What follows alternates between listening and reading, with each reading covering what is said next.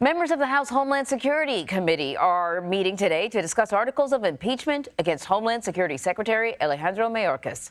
Democrats are calling the GOP's attempt to impeach Mayorkas a, quote, total waste of time. So joining me now from Capitol Hill is CBS News congressional correspondent Scott MacFarlane. All right, Scott, so what can we expect out of today's hearing? I'm told to expect a marathon, that this is going to go back and forth and that Democrats may try to gum this whole thing up, prolonging the expedition overall. Republicans are going to make the argument that Alejandro Mayorkas, the U.S. Homeland Security Secretary, should be only the second cabinet secretary to be impeached in U.S. history. And they say he should be because they claim he's had a breach of trust with the American people, and they say he is willfully not following and executing federal immigration law. Democrats have been counterpunching, saying that's a political ploy, it's an overreach, it's an unconstitutional abuse of power made in an election year. Those arguments are going to fill the day in the U.S. House as they argue over an impeachment article against the Homeland Security Secretary. So, even if the votes to remove Mayorkas are reached at the House, even if they get the votes, how likely is this to be passed in the Senate? I mean, the Senate has to essentially be the final judgment. Yeah, if you watch it closely, the impeachment articles are going to exit that room and slam head on into a marble wall. They're not going to seize the day or pass the U.S. Senate, Democratic controlled. What's more, Democrats have made a more fundamental argument here, Anne-Marie, that you need high crimes and misdemeanors to warrant the impeachment of a federal official, and that there's been no crime here. This is a policy debate. But this type of provocative hearing does serve several purposes for House Republicans. They want to talk about the border. They want to have immigration drive the day with their legislative accomplishments and their legislative attempts, and they want it to be the dynamic feature of the 2024 election. But also, keep in mind the second level issue here, Anne-Marie. Alejandro Mayorkas, among other things, has been a key negotiator in those Senate border security law talks. Hard to imagine a border security negotiation deal with his fingerprints on it would pass the U.S. House after they impeach him. Right. Listen, I got to ask you about something else. Well, it's in the same category. Texas. Over 24 state attorneys generals have backed Texas's border actions in a letter to President Biden.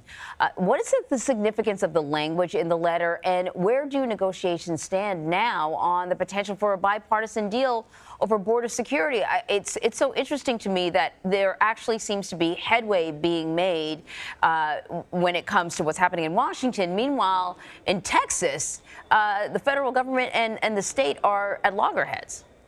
It really is like a political bizarro world, isn't it? Republicans have tried so many tools to drive immigration as an issue. They have found a way to get the White House and Senate Democrats to the negotiating table, apparently eager and willing to cut a deal.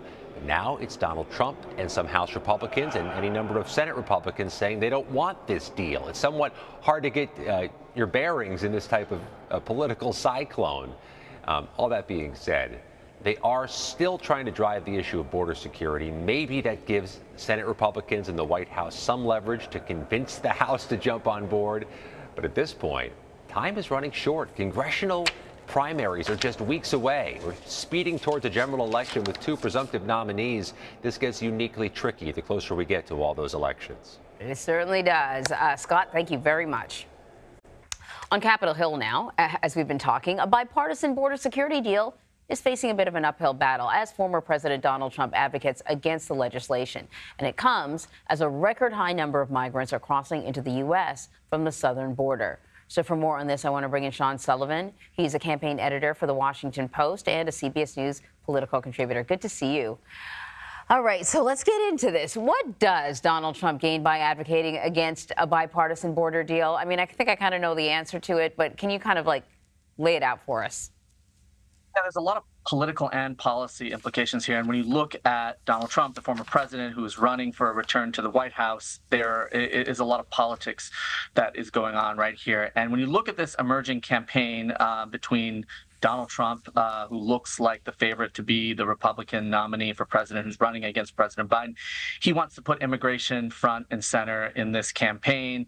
He wants to criticize President Biden for not doing enough to secure the border, to create a more orderly system at the southern border. And so he has come out publicly and said that he does not think that this bill should be enacted. In fact, we heard him brag over the weekend about his role in torpedoing it. We've seen the opposite from President Biden, who does want to get something done here.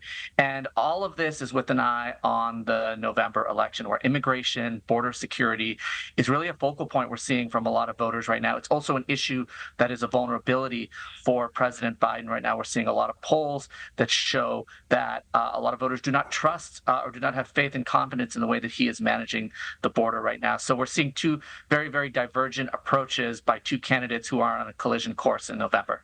Yeah, I think I heard a speech with Donald Trump saying, it's a terrible bill. It's just absolutely terrible. And I thought, well, how does he know? We don't even know the details of what's in it yet. But what we have heard, to me, it sounds like kind of the definition of compromise. There's a lot in there to make people happy and a lot in there to make people unhappy, and somewhere in the middle, right, you get something that's workable. I'm wondering about how this resonates with Trump supporters, though. I mean, do they see him as somebody who's meddling in what's happening in Washington, the progression that's happening in Washington, or are they buying what he's selling, that it's a garbage bill and no one should move forward with it? Yeah, it's a really good question. And, in our reporting, a lot of Trump supporters across the country are cheering on virtually everything he's saying on immigration, which we should also note involves a lot of dehumanizing language, a lot of inflammatory language. He's talking about this in terms of an invasion. He's talking about what is happening at the southern border in terms that a lot of experts have criticized. His base sees him, though, however, as a pretty stalwart supporter of the kind of border security that they want to see. And they see him as somebody who's standing up to Washington, who's standing up to lawmakers who a lot of them have disdain for. On the other side, you're seeing Democrats, you're seeing President Biden and his allies say, hey, look, we are trying to forge a compromise here. We're trying to do something that would allow some measure of border security. On the other side, we're just hearing a lot of talk from the former president. And so, the real test, politically speaking, will come in November, and how voters on both sides of this divide, and also independents in the middle, are going to view what they're hearing from both of these candidates. Yeah, I think that's the key right there. Yeah, as you already know, these elections are decided based on the independents, right? And it's not a large group, but it's a crucial group. How they're interpreting this is going to mean a lot. All right, Sean, thank you very much.